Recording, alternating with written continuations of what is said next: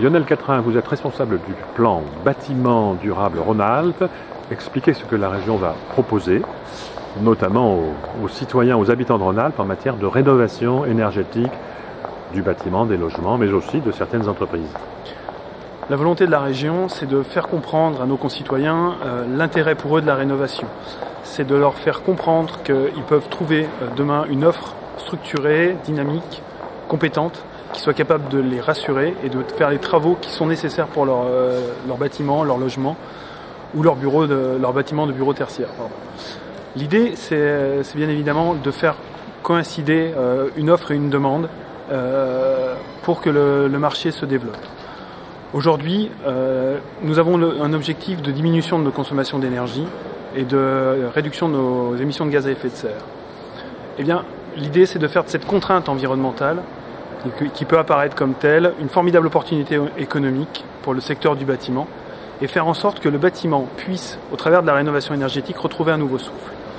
Pour cela, nous allons mettre en place un certain nombre de groupes de travail thématiques avec les professionnels du bâtiment, avec l'ensemble des professionnels réunis, pour développer à la fois les questions d'innovation, les questions de financement, les questions de guichet unique, comment donner un lieu unique d'information et de sécurisation du parcours pour le particulier, et puis mettre en place des formations.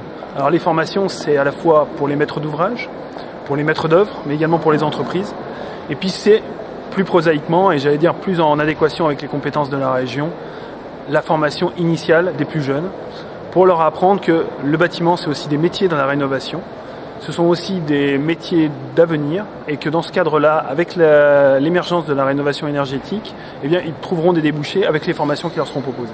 Alors quel type d'action est-ce que la région pourrait mettre en place en direction des particuliers, en termes d'information peut-être? Alors, pour l'information par exemple, aujourd'hui existent les espaces info-énergie. L'idée c'est d'aller plus loin et de créer des espaces uniques où on trouve l'ensemble des informations. C'est-à-dire un espace où vous rentrez, vous ne savez pas de quoi il s'agit et vous ressortez en sachant ce qu'est la rénovation énergétique, pourquoi il faut la faire, l'intérêt que vous y avez, avec qui vous pouvez la faire, comment vous pouvez la financer et dans un sentiment de sécurité complète du parcours qui vous est proposé.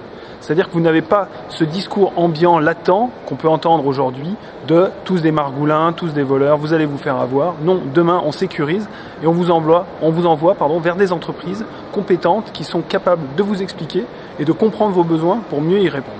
Donc on va vers un renforcement de l'action ou des moyens des points info-énergie, une accentuation de leur communication ou de leur contact avec le public? Alors c'est effectivement un renforcement de leur action, c'est un élargissement, j'allais dire, de leur action. Aujourd'hui, les espaces info-énergie sont orientés essentiellement, voire exclusivement vers l'habitat et le logement. L'idée, c'est d'aller plus loin, de l'ouvrir au tertiaire, public, privé. Mais c'est également de pouvoir faire l'ensemble de la démarche. C'est-à-dire que les gens puissent, quel que soit leur statut, quel que soit leur revenu et donc quelles que soient les aides auxquelles ils ont droit, pouvoir aller à un seul endroit et pas se dire « Ah, je sais pas à quoi j'ai droit, donc je vais me renseigner et après, je vais à un autre endroit parce que c'est l'autre endroit qui peut me renseigner. » Non, là, je vais à un endroit et j'ai l'ensemble de ce qu'il me faut pour décider de faire des travaux de rénovation et de savoir comment je les fais, avec qui je les fais et comment je les finance. Très bien, je vous remercie. Je vous en prie.